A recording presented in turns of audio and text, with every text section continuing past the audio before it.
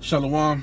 First and foremost, I want to give all honor, glory, and praise to Yahweh, by Hashem Yahweh Shai, by Hashem Kodash. Double honors to the apostles and elders of Great Millstone. Peace, blessings, and salutations to the hopefully elect. It's the brother Isaiah with the Pittsburgh GMS camp, coming at you with another lesson to the spirit and power. Yahweh by Hashem Yahweh Shai, by Hashem Kodash. Lord willing, this lesson is edifying. And this is just a follow-up lesson to the entrance that I did earlier. Now that I know that the microphone is picking me up better. All right. So basically, I was I failed to mention what chapter I was speaking of, or what book of the Bible I was speaking of when I was referring to what Sicarii used. So Sicarii used the book of Leviticus. All right. And particularly, they used the chapter 11 in Leviticus to say that this justified them in wearing head coverings while they're preaching and prophesying, which is directly against what Paul spoke and admonished through the spirit of Yahweh Shai that we should do. Okay, so as you read through the context, all right, they now when you get, I went all the way back to chapter 8 to understand what type of garments they had on, and it says that Moses put or Aaron. Moses and Aaron put upon the sons of Aaron, they put upon them bonnets, okay, and I'm not quite too sure exactly what that looked like, all right. I would imagine that the top of it wasn't completely covered, but like I said, I'm not quite sure. But I do know in this particular context that these guys are using the precepts out of context, which is a classic. To me, it's a classic thing. Or an example. This is a perfect example of Isaiah 28.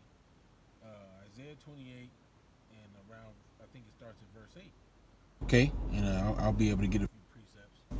I'm waiting on the wife to come out, so got a little time to do a lesson. Let's get this Isaiah. Okay, hold on. I want to keep this tab open before I let me not close it. Hold on. Boom. Go over here. Right, Salakia, and I wasn't planning on bringing this out, but just through the spirit real quick. Isaiah 28, all right, says in verse, let me see where we at. I think it usually starts around 11. Yeah, Isaiah 28 and verse 8, whom shall he teach knowledge, and whom shall he make to understand doctrine?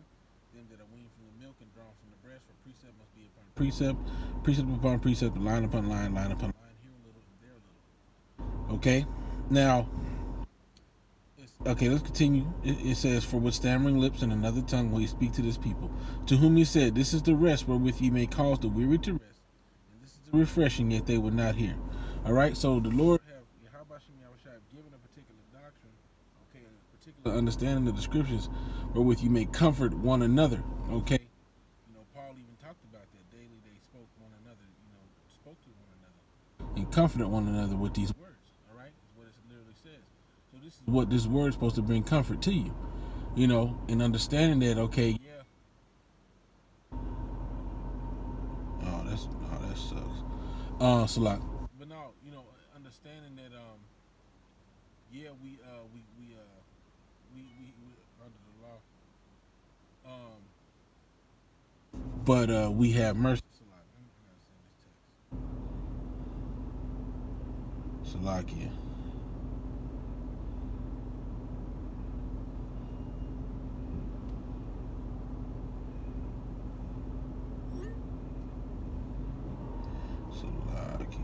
Okay. All right. Back to it. So yeah, we understand that we're under the law, okay, but there's grace, okay, and mercy for those who walk after the spirit and not after the flesh, okay, for those who might slip up, that's trying to keep the law to the best of their ability. There's coverage, all right, but then you got these people that's coming out, the law, because and they're acting like the law can save you, or that any man is justified by the works of the law.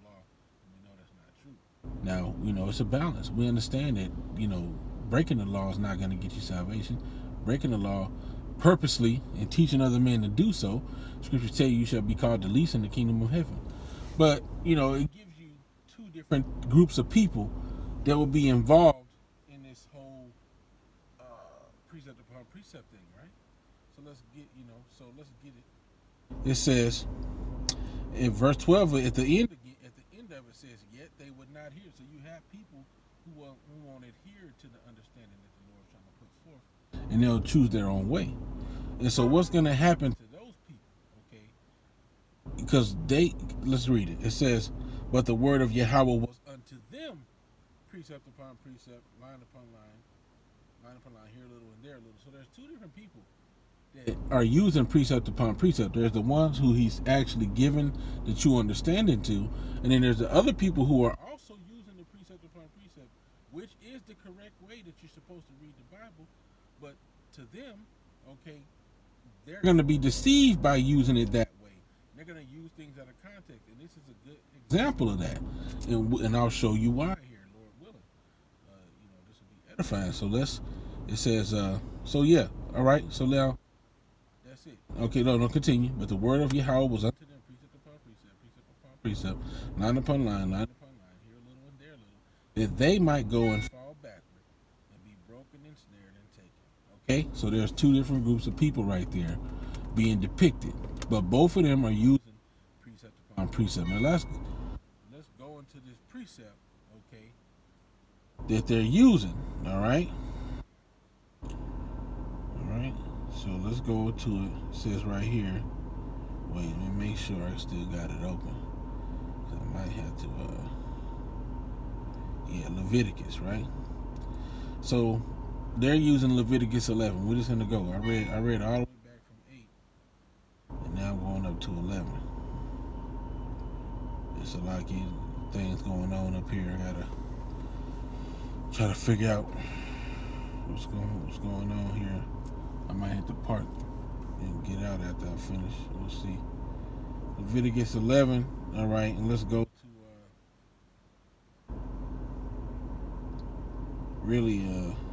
let's see. I think they used 11, or was it 10? It might have been 10. Oh, hold on. Hey, come on in. Still doing my lesson, but you can hop in. Salaki. That's why I sent you that text. All right, so you got to understand the context. When you go back to to chapter 8, all right, it's telling you what was going on. Okay, they was offering, they was in the congregation, or they was in the tabernacle for 7 days, doing the sin offering, and all these different things was happening. Okay, so this is all building up to this situation. So after they had got through letting out the sacrificing at the end of chapter 9, let's go to it real quick. Because these dudes trying to justify by using the scripture saying, "Oh, we can keep our head covered." All right, let's go into chapter 9. It says, Aaron lifted up and blessed it. Yeah, and Aaron, I'll just read from verse 22. It says, and Aaron lifted up his hand toward the people and blessed them, and came down from offering of the sin offering and the burnt offering and peace offering. So there was all these offerings that they was offering all back to back, right? It says that Moses and Aaron went into the tabernacle of the congregation and came out and blessed the people. And the glory of Yahweh appeared unto all the people.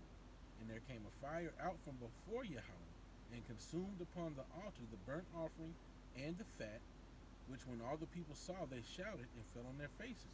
So this just happened. After they cut up all the different sacrifices and put them on the altar, Yahweh sent out a fire and was taking them sacrifices down, right? So then we go to verse 10, and we'll understand why they were told not to uncover their heads, right? It said what? Well, I saw Elder Yashawama posted a lesson on it.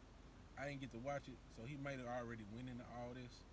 But I had read it, through the spirit. Me and my wife was going through I was like going into the scriptures after I seen the video. And I was like, man, I got to do something on this. But let's go chapter 10, verse 1. It says, and Nadab and Abihu, the sons of Aaron, took either of them his censer and put fire therein and put incense thereon and offered strange fire before Yahweh which he commanded them not. So they did something extra, right? And there went out fire from Yahweh and devoured them, and they died before the Most High. See? Then Moses said unto Aaron, this is that the Most High spake, saying, I will be sanctified in them that come nigh me, and before all the people I will be glorified. And Aaron held his peace. And Moses called Mishael and Elazaphan, the sons of Uzziel, the uncle of Aaron, and said unto them, come near, carry your brethren from before the sanctuary out of the camp. So he said, come get the bodies, right? So they went near and carried them in their coats out of the camp, as Moses had said. But Moses said unto Aaron and unto Eleazar, unto Ithamar his sons, uncover not your heads, neither rend your clothes, lest ye die, and lest wrath come upon all the people. But let your brethren, the whole house of Israel, beware the burning, which Yahweh hath kindled. Okay? And ye shall not go out from the door of the tabernacle of the congregation, lest ye die, for the anointing of Yahweh is upon you. And they did according. So they were told to stay inside of this place for 7 days. All right? And he said, look, you got to remember, if you came before Yahweh Ba'Shem Yahushua naked in those days, you were destroyed. That's why they had to make breaches upon their flesh. If you didn't meet a certain criteria, the Most High didn't have no mercy when you came into that tabernacle. So they was like, look, don't take off them hats or whatever they had on. Don't take them things off of your head, whatever you got on. And don't take your clothes off, because the Lord ain't playing. He will kill you niggas. And don't leave out that doorway. Let everybody else worry about what's going on outside. You stay inside of that tabernacle. You see? So that's pretty much what was going on right then. So, and then when they try to skip down to the bottom, okay, to verse 10 and right in verse 8, it says, and the Lord spake unto Aaron. And so now the Lord's giving instructions unto Aaron on how he should behave himself. Do not drink wine or strong drink, thou nor thy sons with thee, when ye go into the congregation or the tabernacle of the congregation, lest ye die. It shall be a statute forever. And that you may put a difference between holy and unholy, between clean and unclean, and that you may teach. So when they start trying to bring that up and say, see, so that we may teach, this is another situation. This is when the Lord's giving instructions unto Aaron on what to do and what not to do when he go into the tabernacle of the congregation. This ain't got nothing to do. Y'all using precepts out of context to say that, oh, see, we can have our hair covered and teach. See, it's right there and it's right there. Y'all using the precepts all wrong. Okay? All the way wrong. So I just want to point that out. It's probably already been done. I just want to do that through the Spirit.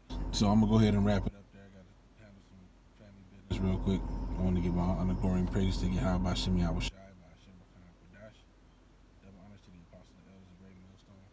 Peace, blessings, salutations to the whole for the elect. With that, I want to say Shalom, Wa Ba Ba Ba, Shalom.